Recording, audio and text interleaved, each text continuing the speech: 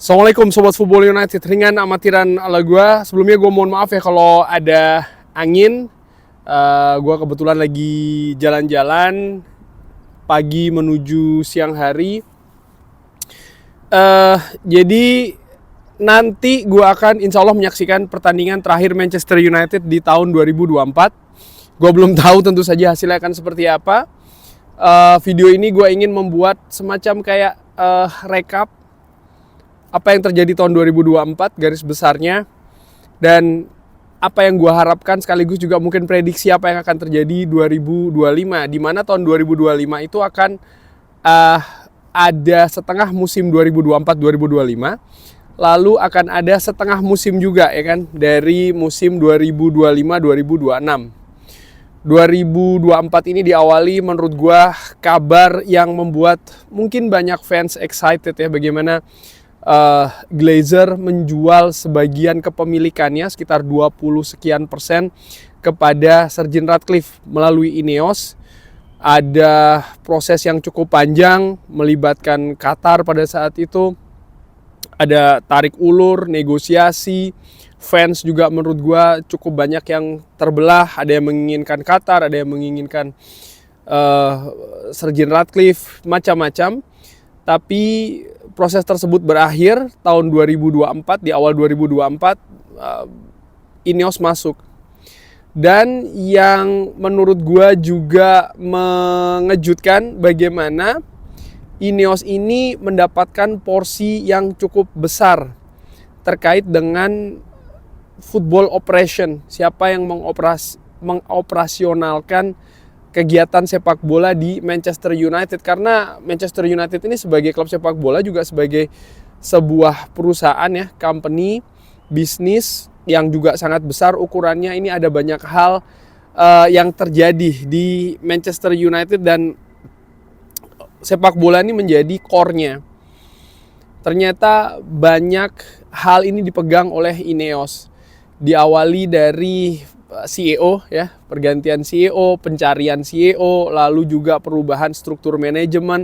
Ada posisi yang sebelumnya tidak ada, sporting director, lalu dibuat di Manchester United. Sir Jim Ratcliffe memiliki visi ingin membuat Manchester United ini, ya di salah satu wawancara dia mengatakan kalau pada saat itu ya, apa yang terjadi di klub ini, manajer ataupun head coach pada saat itu bukan problemnya bukan di sana, tapi bagaimana struktur manajemen di sekelilingnya yang diinginkan ini bisa mensupport kinerja dari manajer. Ada tarik ulur juga terkait dengan situasi Erik ten Hag ya, karena Manchester United musim lalu ini dilanda badai cedera. Ada banyak penyebab di sana dan memang ada penurunan yang cukup tajam jika dibandingkan dengan musim sebelumnya, di mana Manchester United berhasil finish di 3 besar, mendapatkan satu trofi pertama selama 6-7 tahun terakhir. Ada banyak progres kemajuan di musim pertama dari Erik ten Hag, tapi di musim kedua ternyata ada penurunan yang cukup drastis dan Sir Jim Ratcliffe, pemilik baru, mengatakan kalau ya ini bukan salah dari manajer, kurang lebih seperti itu, tapi bagaimana environment ataupun lingkungan yang dinilai kurang bisa mensupport kinerja dari manajer. Tapi seperti klub-klub lain, ketika ada pemilik baru masuk, ada investor baru masuk, apalagi yang memegang di area football operation, sering sekali ada banyak perombakan yang bahkan sampai menyentuh pergantian manajer. Ada banyak klub seperti itu, dan ini juga yang terjadi di Manchester United, terus bergulir ketidakpastian ini sampai dengan akhir musim, di mana Manchester United berhasil tembus ke babak final Piala FA. Ada banyak spekulasi di situ. Manchester United berhasil menang, dan sebulan kemudian Manchester United memutuskan bersama dengan Erik ten Hag dengan mengaktifkan opsi perpanjangan 1 tahunnya. Ada juga kegiatan di bursa transfer yang sudah dilakukan oleh atau langsung ya dipegang oleh orang-orang dari Ineos, mendatangkan beberapa pemain baru, melepas juga beberapa pemain. Intinya memang manajemen baru sudah bergerak. Tapi kejutan tidak selesai. Memasuki musim ketiganya ini Erik ten Hag ternyata masih kesulitan di Manchester United. Ada perombakan yang juga cukup besar terkait dengan staf kepelatihan, di mana ini juga menurut gua ya hal yang diinginkan oleh pihak dari Ineos, manajemen baru Manchester United, dan tidak berhasil dinilai seperti itu sehingga ada pergantian pelatih di tengah jalan. Masuknya Ruben Amorim, staf kepelatihan Erik ten Hag yang baru beberapa bulan bekerja harus berhenti, termasuk juga Erik ten Hag. Manchester United harus membayar kompensasi yang lebih besar dibandingkan jika seandainya mereka ini memecat Erik ten Hag di bulan Mei. Ada banyak hal juga yang bisa dilakukan oleh Ineos di musim panas, pre-season dengan pelatih yang baru, mendatangkan pemain-pemain yang mungkin diinginkan oleh pelatih yang baru atau manajer yang baru, tapi itu tidak terjadi. Mereka memutuskan untuk mengambil resiko yang cukup besar, mengambil Ruben Amorim. Ruben Amorim seorang pelatih muda yang cukup sukses di Sporting, tapi kalau melihat hal tersebut, semua pelatih atau manajer yang datang ke Manchester United, mereka memiliki kompetensi raihan juga yang fantastis dengan klub-klub sebelumnya, dengan tim-tim sebelumnya. Tapi Manchester United ini memang berbeda. Menurut gua keadaan klub ya, kultur klub ini tidak sama. Dan ini yang sering memberikan kesulitan bagi nama-nama ya, bahkan nama-nama besar yang datang ke Old Trafford. Selain juga kesabaran, support dan juga waktu yang sangat minim menurut gue. Kalau gue lihat ya memang tidak mudah sebuah klub melakukan perubahan, terutama setelah Sir Alex Ferguson ya. Lalu dengan Glazer, pengelolaan klub yang salah, yang keliru.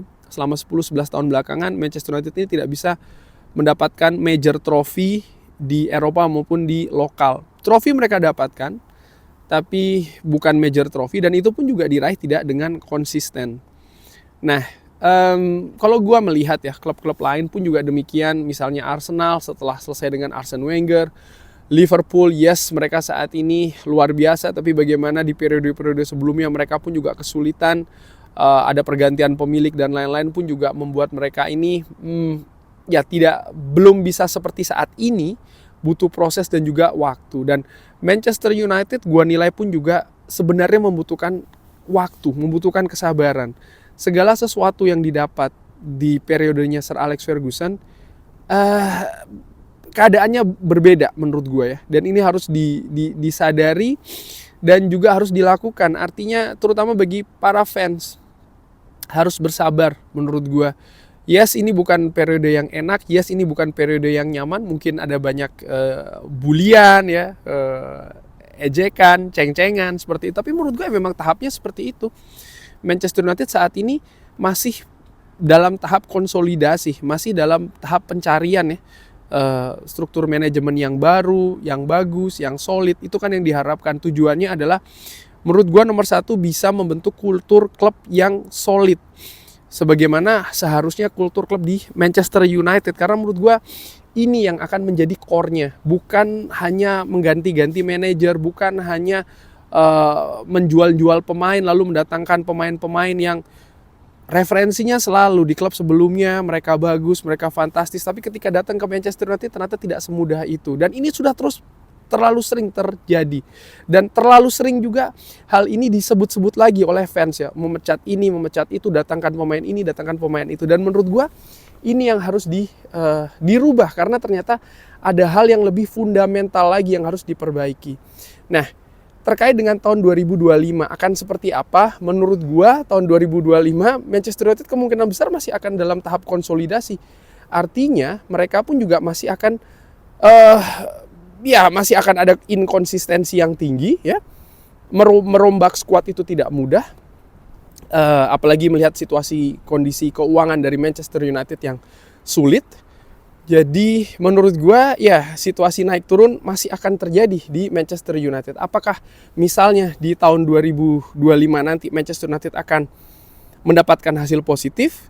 Itu bagus, tapi apakah hasil positif itu bisa diraih dengan konsisten? Di situ pertanyaannya. Pun juga ketika mendapatkan hasil yang tidak positif, apakah itu akan konsisten seperti itu, menurut gue pun juga tidak demikian. Kenapa? Karena ini masih dalam tahap konsolidasi.